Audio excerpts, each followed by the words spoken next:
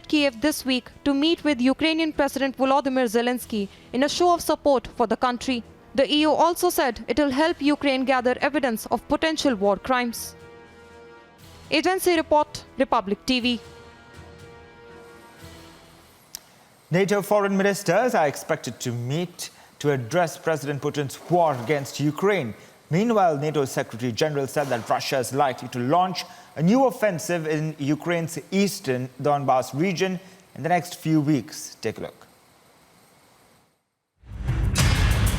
NATO Secretary General Jens Stoltenberg said that Russia is likely to launch a new offensive in Ukraine's eastern Donbass region in the next few weeks. In the coming weeks, we expect a further Russian push in the eastern and southern Ukraine to try to take the entire Donbass and to create a land bridge to occupied Crimea. So this is a crucial phase of the war.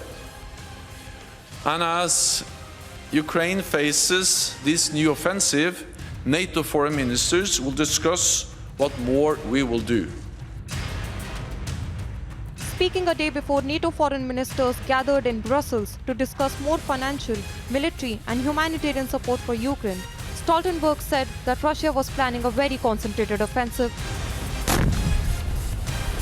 But NATO has also another responsibility, and that is to prevent this conflict from escalating beyond Ukraine, because the suffering we see in Ukraine is horrific. But if this turns into be a full-fledged war between a nuclear power, Russia, and NATO, then we will see even more suffering, even more death, even more destruction.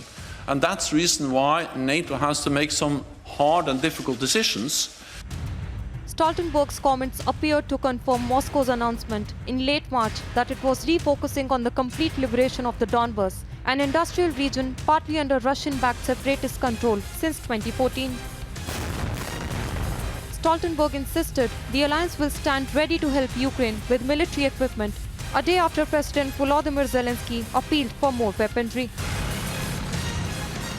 Allies are determined to provide further support to Ukraine, including anti-tank weapons, air defense systems and other equipment. Allies have also increased humanitarian assistance and financial aid. NATO will also look to provide cybersecurity assistance and equipment to help Ukraine protect against chemical and biological threats. I expect we will also decide to do more for NATO's other partners, which are vulnerable to Russian threats and interference, including Georgia and Bosnia-Herzegovina.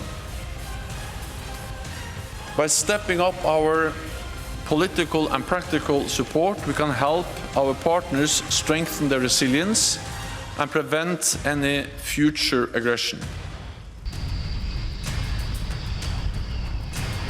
Today and tomorrow, the foreign ministers are set to discuss how to send more anti-tank weapons, ammunition and medical supplies to Ukraine.